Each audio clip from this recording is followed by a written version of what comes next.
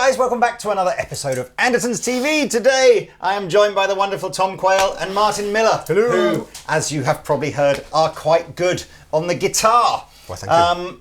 Now, the reason that you are here, obviously, is those rather delightful looking guitars on your lap. That haven't been dusted off, as I just noticed. But yeah.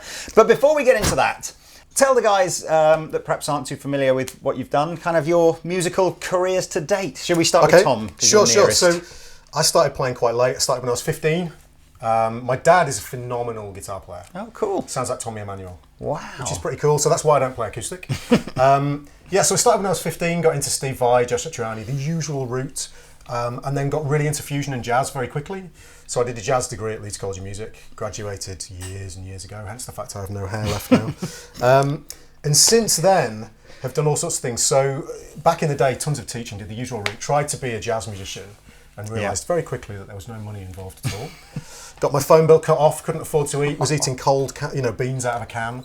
And all in the name of jazz. All in the name of artistry, yes. So in the end, I realised that wasn't going to work. So I ended up doing what a lot of people do, which is teaching for a living. And I worked for Yamaha for years, teaching in schools.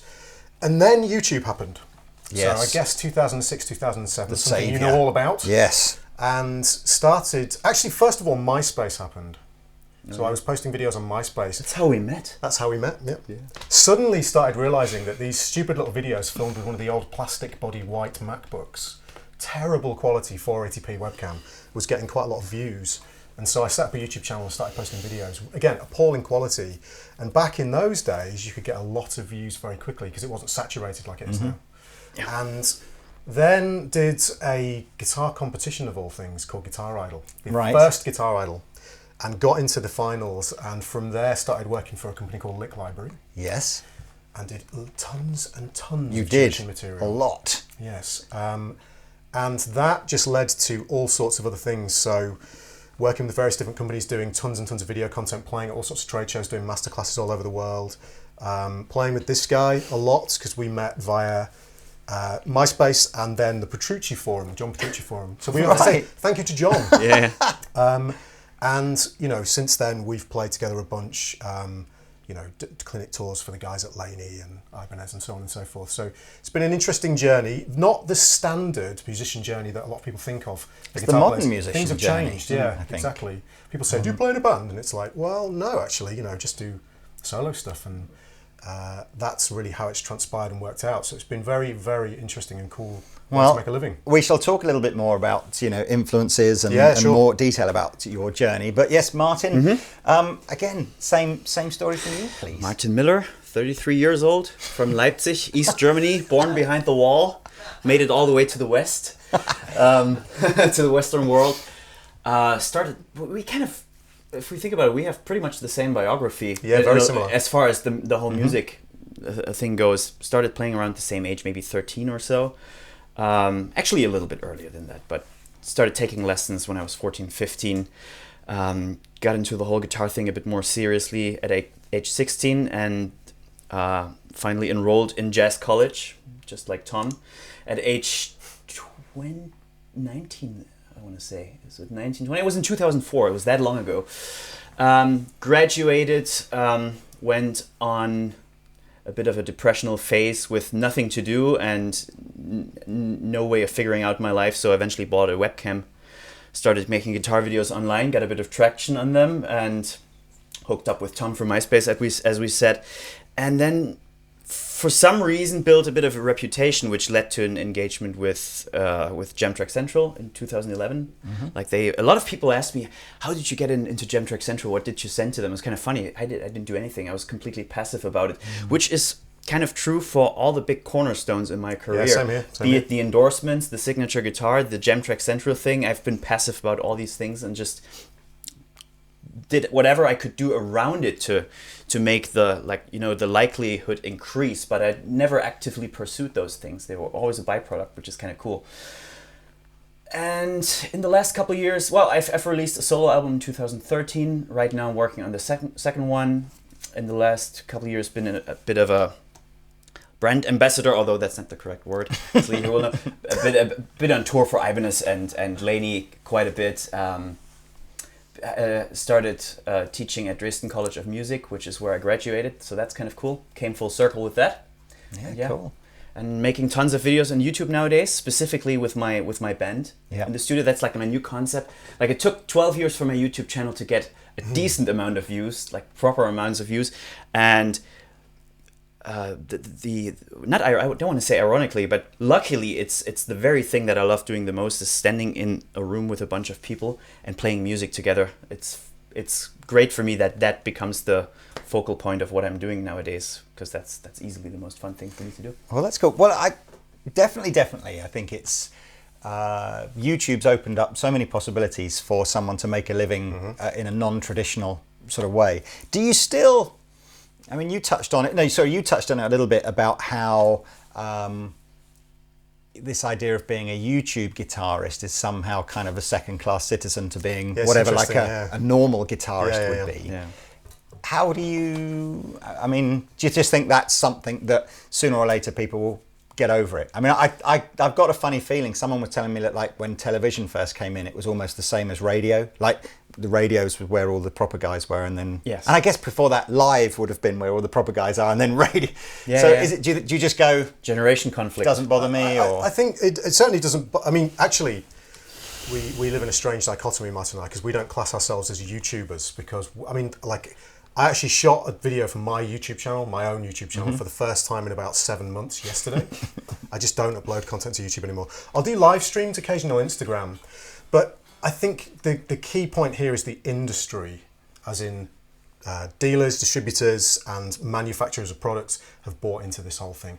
And once they've done that, everybody else will follow, because obviously they make the instruments that everyone plays. And you see companies like Ibanez and all of the companies, you know, like I play a lot of fractal audio gear, we've got Laney here, you know, all of these companies, they bought into this whole mindset of online because, you know, the visibility of, from their perspective, the visibility of products is so great. But from our perspective, the number of people that we can have seeing and hearing us play on a daily basis compared to if we were going out and doing, I'm going to call it the old school method, which I'll probably get shot down for, of going and basically playing in clubs every night to audiences who probably 70% of whom don't really care what we're doing. They're just there to get drunk, which is fine.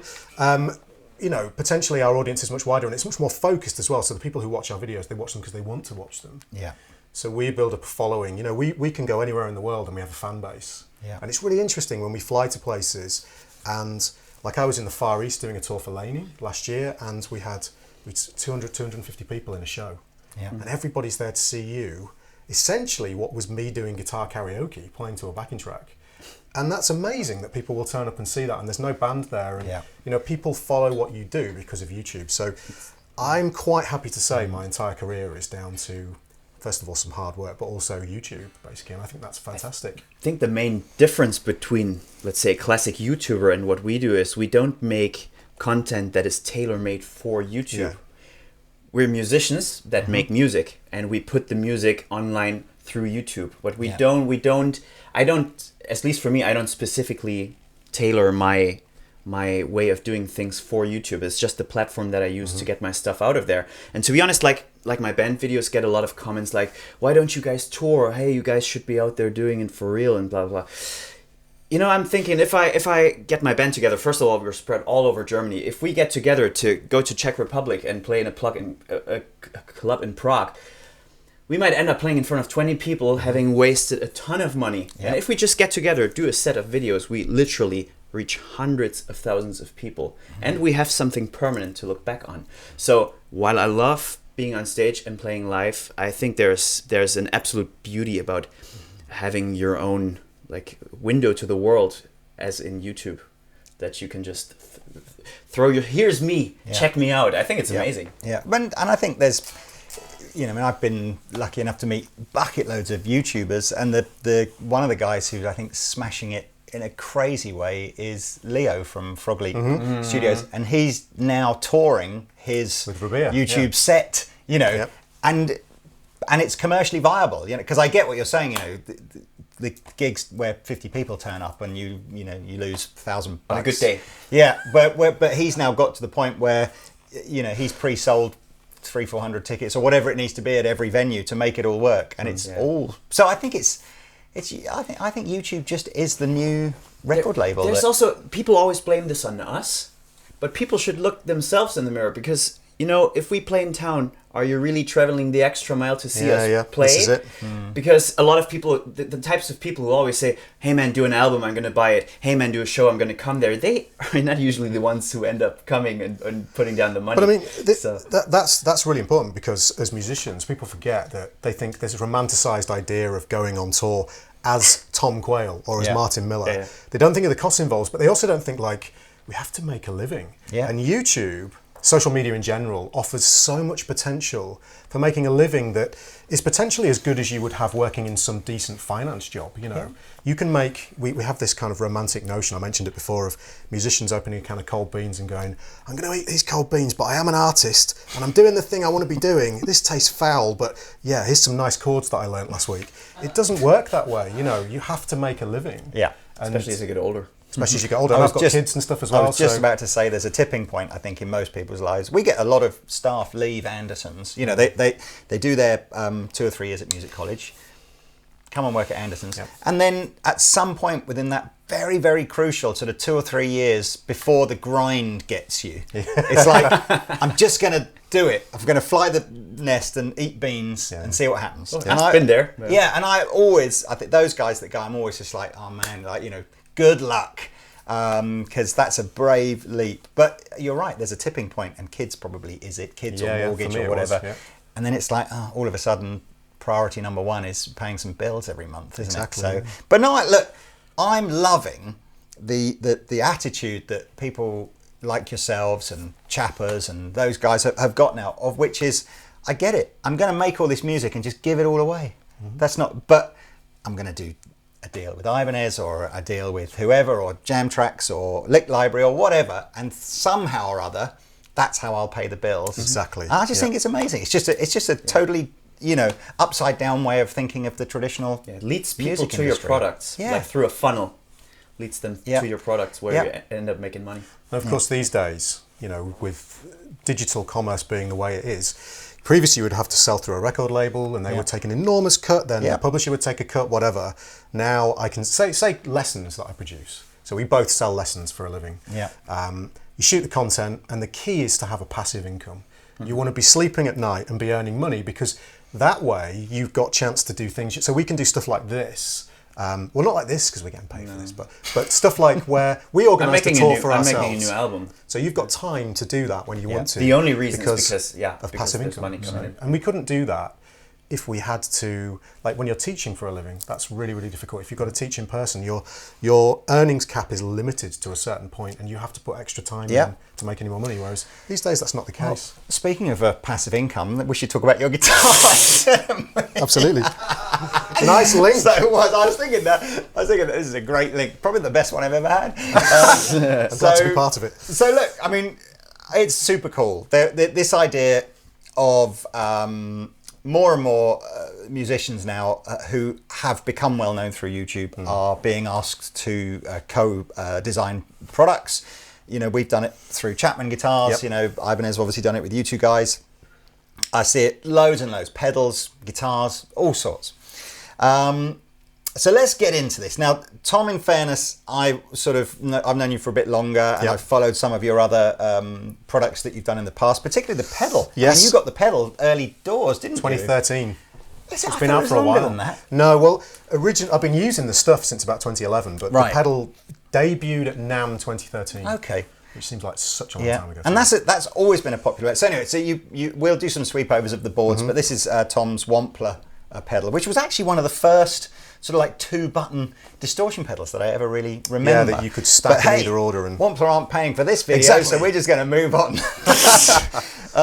So your big thing, after 1 or 2 previous signature guitars with weirdy, wonderful brands that make amazing guitars. That one brand. But are probably nigh on impossible to get anywhere. Yes. You've made something rather glorious with the Ibanez people. Actually, should we start with? Who do you want to start with? Actually, start with Martin, because Martin has a really interesting story that goes with this. Because Martin I won't tell his story obviously, but he was an Ibanez endorsee already, and was involved very much in the development of this range generally. So it's a really interesting story. Well, let's start with him. That's a good idea, because I did, as I was asking you, I was thinking, hang on a second, I'm sure there was a sort of there's a thread to this, yeah. So cool. Well, look, I mean, that is a pretty looking guitar. Yes. And it is amazing to see Ibanez getting sort of back into perhaps some more traditional but contemporary. You know, it's not all about pointy headstocks anymore. A bit more grown up. That's a good word. Yes, a slightly more mature Ibanez guitar. Tell us. Well, I'd love to hear how the Ibanez kind of he's the along. spec guy. I'm the inspirational story guy. So this is the guitar that I think was like the idea for that was initiated in 2014 or so. I came on board in 2015.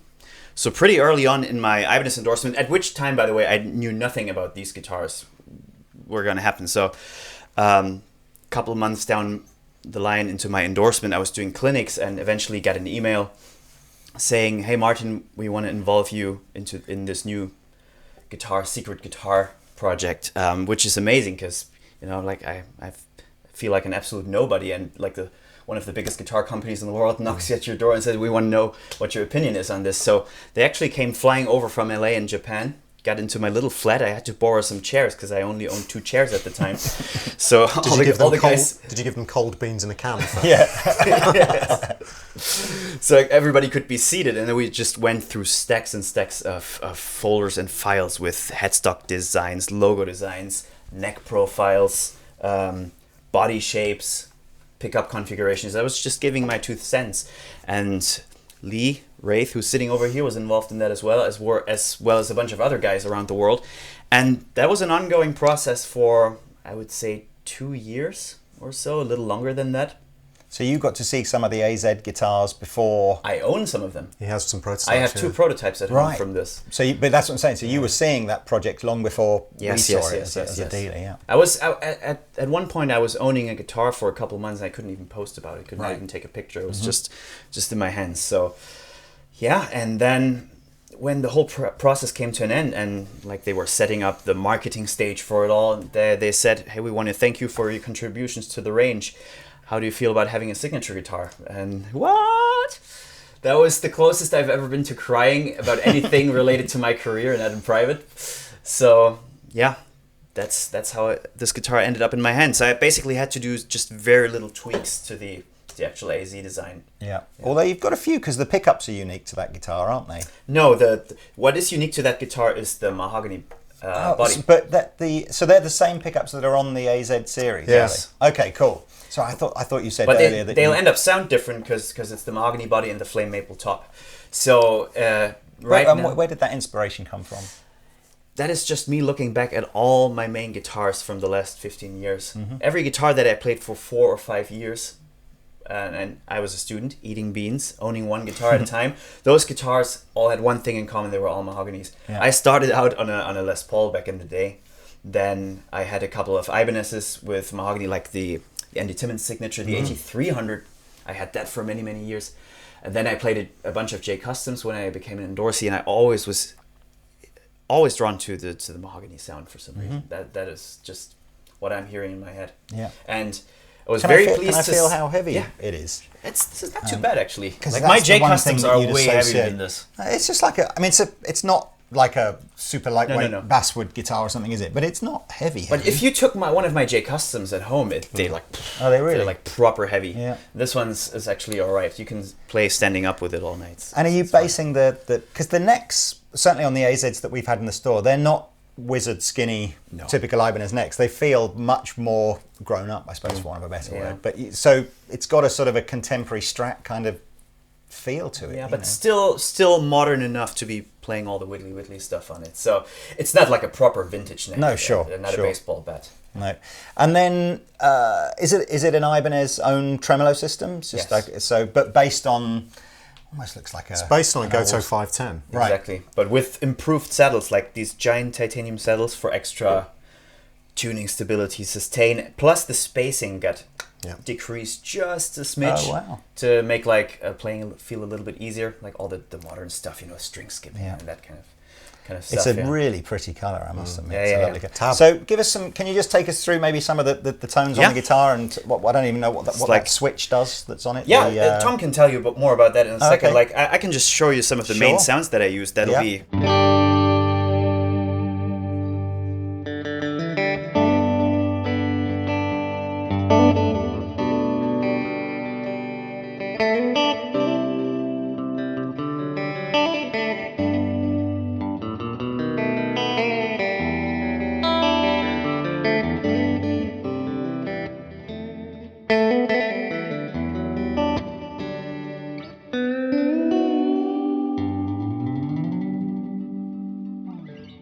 And the cool thing is if you go to the middle pickup, that'll sound a bit... Actually, it sounds a bit darker, but if I engage the switch, it's like that same sound but with more balls, so...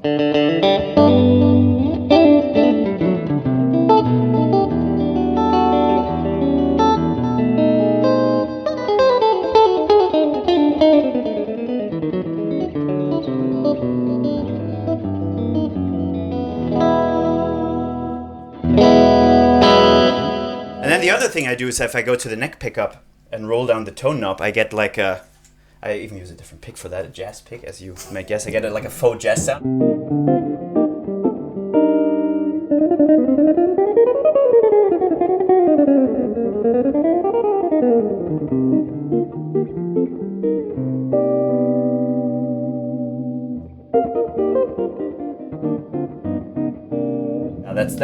That's what you'll see me using tonight a lot, because we play jazz duos tonight at the clinic. So yeah, those are my go-to clean sounds basically. You use the switch quite a bit more than I do, though. I do. Yeah.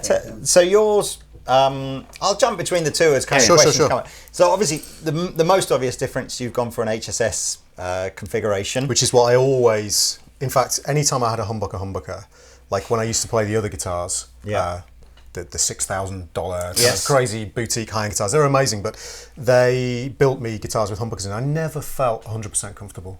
I've never been like a Les Paul guy. I always want a single coil in the neck. Yeah. And I do the position 2 and 4 Strat thing as well. So that's my world. Is your body shape exactly the same as mine? Yeah, they're all the same. Right. For a company like Ibanez, it makes more sense because obviously they're mass producing guitars. So to have a slightly different body shape is not, a productive thing to do. Timber combination. Yeah, so this is alder, not mahogany. Very nice piece of alder, actually. Yes, it is. And this is a very interesting wood. This is called monkey pod. Monkey. I thought I was going to say lacewood, but it's not. Is Oh, it? interesting. Okay, so the cool thing about this, apart from monkey pod. I guess the nearest thing would be it grows in Hawaii. Of course it does. Was it koa? So it's very similar to koa. Like koa, very similar. Yeah, different grain pattern. Not koa. Do I mean koa or Coca-Cola? Carina, maybe. No, Carina. koa. I think you do mean koa because I think koa grows. What's the one in Hawaii that's totally indigenous to Hawaii and totally protected? So I thought it was koa. Maybe that's koa or Coca-Cola. It's something. It's very cool. And why did you pick that then? Well, basically Ibanez did some of the thing to him where they basically sent me an email saying, we'd like to build you a signature guitar, which is a strange thing to find out by email. Yes. And they came to the house and, the Japanese guys turned up and they had basically some prototypes and also 3D mock-ups of guitars and a load of 2D pictures with different tops on that they could do, different woods. And I decided that every single, I own 18 guitars now, of which a substantial chunk have got massive, thick flame, 5A flame maple tops on, who'd want a flame maple? Oh, sorry. So, and I was thinking, I kind of feel like a change. And so they showed me this, and I fell in love with it, to be honest. Yeah. And I wanted something that was really natural looking. So there's a coherent look to the whole thing. And I'm not a massive tone wood guy. Sacrilege. I'm just not. It's not something that bothers me too much. I will find the sound that I want from a particular guitar.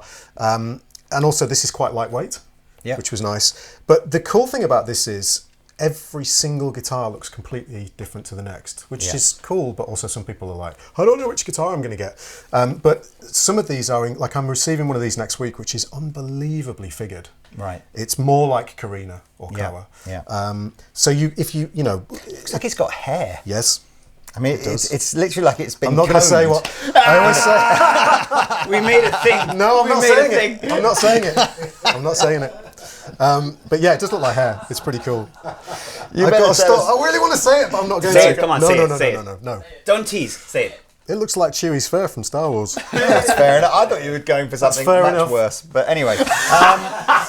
Not in the Andertons studio, please. So tell us what this switch actually does then, as I'm still a bit confused. So this is a standard 5-way switch on both guitars. Yeah. Obviously, on the dual humbuckers, it functions slightly differently because you get split positions. Just your standard dual humbucker guitar. Yeah.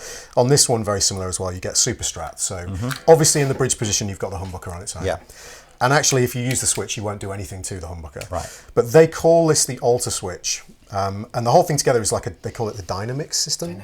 Dynamics, So effectively, this gives you 4 more sounds. So it rewires the pickups. So for instance, the coolest one, and the one that's easiest to demonstrate to you, is you don't get a humbucker on this guitar. But if you're playing jazz, a single coil doesn't really cut it. So you do have, obviously, the single coil in the neck position. So you can...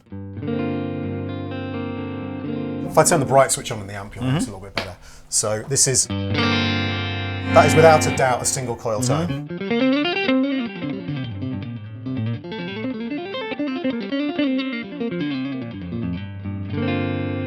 If you bring the switch up, now...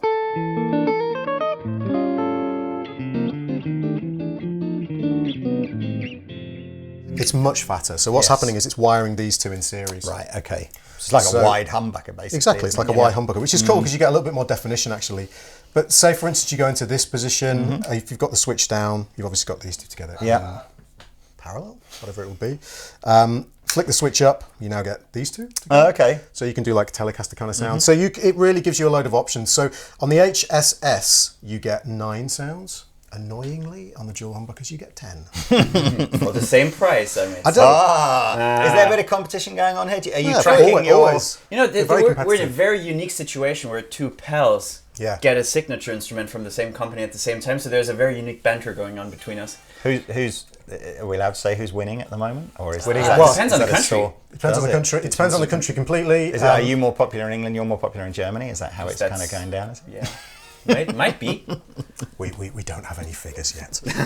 But yeah, 10 sounds from dual humbuckers because you get all the split positions in with the switch up and down, and they're in parallel and series and all sorts. So, but they're very versatile guitars. I got to say, bringing back the old 70s Roadster headstock is just the best move. That was the longest discussion. That was the longest discussion we've ever had, was about the headstock design. Should it be the iconic Destroyer headstock, or? Well, in fact, the prototypes have the tick on as well, the Ibanez tick. Whereas I just think that as iconic as the more pointy headstock is, you can't put that on a guitar like this. Nope. It just doesn't work. This is like a professional's guitar. The idea behind this, they call it a player's player guitar.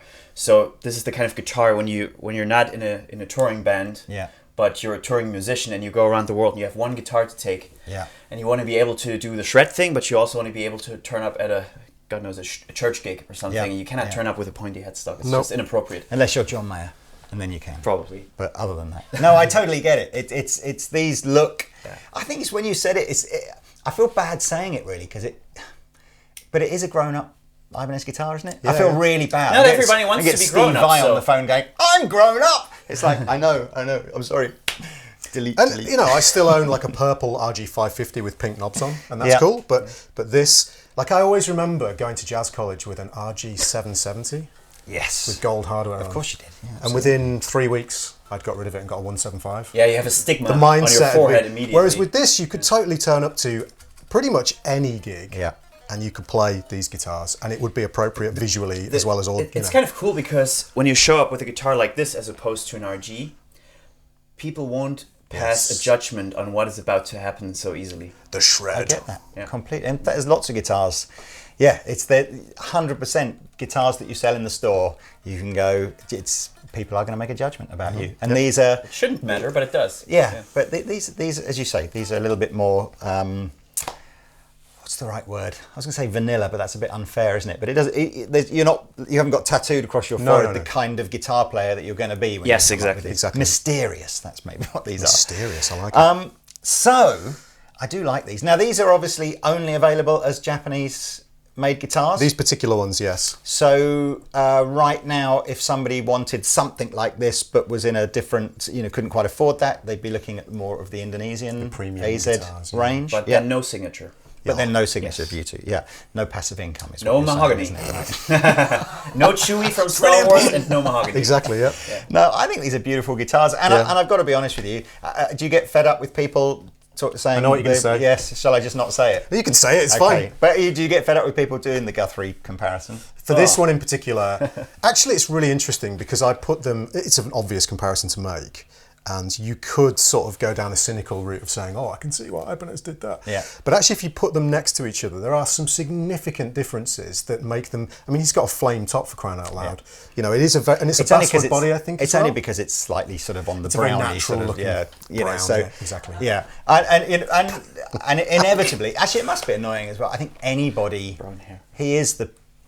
He probably is the pioneer of that kind of genre of guitar. Absolutely. And using YouTube as the platform and all, you know. So I suppose anybody that follows in that footsteps is going to get those inevitable. Well, it's not a bad comparison. To be no, fair, is exactly. It? we get those comparisons all the time, and if anything, I guess you just have to take it at face value on it and just see it as a compliment. It's like when people always compare me to John Mayer, and I you know, I've so seen that many times. You know, it's a burden I have to bear. Yeah, you know, absolutely. I don't know what I can do, but especially your body. Mainly my body. Yeah, absolutely. Anyway, let's talk about. Let's talk about how you're getting your tones, because interestingly, you both obviously tour fairly light, don't you? In terms Best of way. Yes.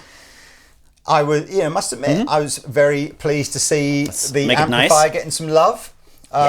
So when you're touring, is it literally you just go straight into a desk or straight into the effects return of an amp? I have different touring setups. Like when the tour started, I was using a Fractal Audio AX8 and was using 4-cable method with the Laney Ironheart. So I was using the Laney Ironheart preamp, which is like the ideal situation because you get the digital effects, but the analog drive and all that stuff. But as you saw earlier, my suitcase is exploding. So at some point, doing 4-cable method, having to set up really quickly and taking as little stuff and as lightly as possible, it was just not an option for me anymore. Yeah. Which is why on this tour, I'm using the amplifier into the effects loop of the Ironheart, which I use for the speaker and the power amp because it's the cleanest power amp I've ever plugged into that is still a tube power amp. Right. It's just headroom for days, which is awesome when you want to get a ton of different sounds from a preamp. So yeah, I've been using this Atomic Amplifier for 3 years now, I think. I took it. It's so small and light. It fits into my gig bag along with the guitar. So I take it to every teaching session that I do at college. Traveling now. I'm actually touring with the 6-foot switch one as well. But I packed even lighter for this one. And really nice company too. They supported me. Like they had me one of their units sent from Andertons to Belgium on our tour because it was a bit of an emergency. We could help. Yeah. No, that's cool. Yeah.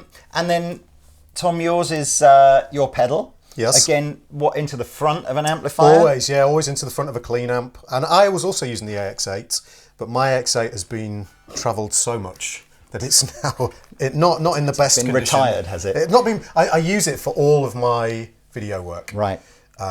Because it doesn't matter. But you can't have had this for long because it's not been out for long. Are you loving that? I really like it actually. Again, it's really lightweight. Yeah. The smaller the board, the better. But it sounds great. There's not much of a compromise, if any, in terms of sound quality. And it does everything. And it's really easy to program. And I can put the dual fusion in the loop, so I can switch that on and off here. So you're not running this as a 4-cable method or anything. It's just dual fusion as the loop, straight into the front of the Always amplifier. go in the front of the amp.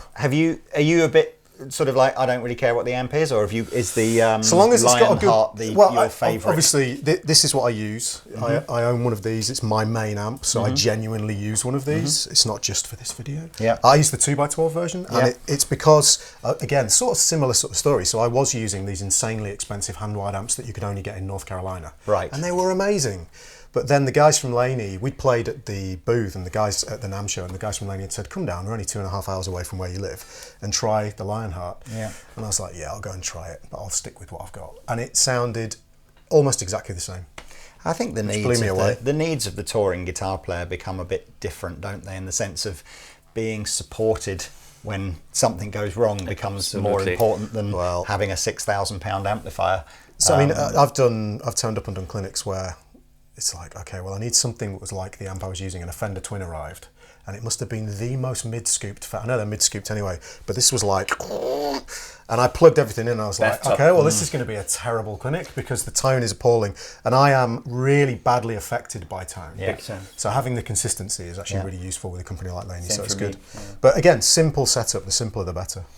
Well, we didn't, did we hear, I'm going sort of slight senile moment here. Did we hear you doing some tones? Not massive. Really. So I did some, where did I leave the bright? Oh, you did lift the bright, you did, didn't you? So, let's put your give your dual fusion a bit of love as well and show us. So the clean tone.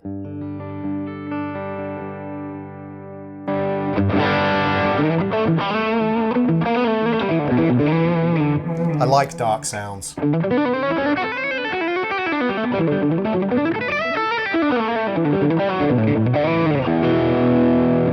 You're so economical with your right hand, aren't you? It barely moves. Don't like to move it at all. No. But there's two channels, so you can. Let me just turn that up a little bit.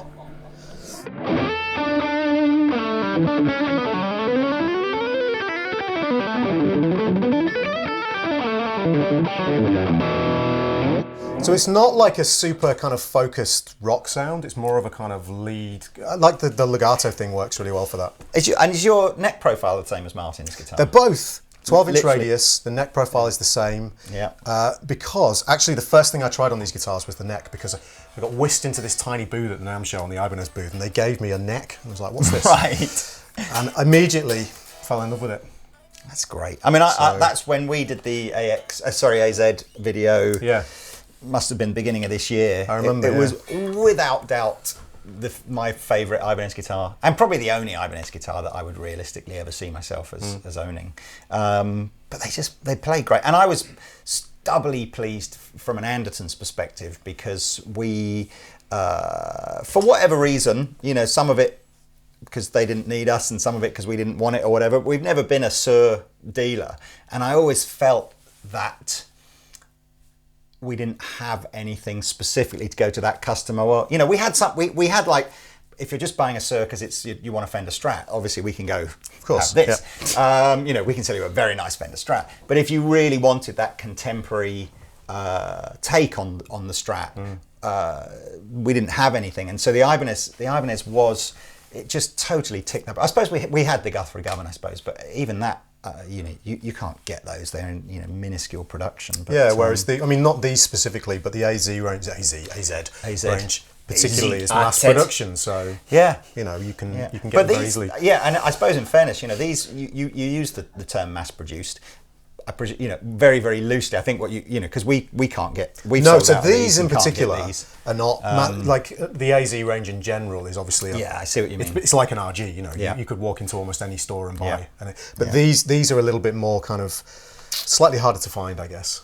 I think they're beautiful. I must admit, they are really, really nice. But we could not be happier. Yeah, Ibanez Japan just makes some smoking good guitars, don't they? Oh, it's just too good. I like it. That felt a bit rude, actually. It did, didn't it? Well, the last thing I was going to do in this video was ask to try one. So you two, thank you so much for coming down.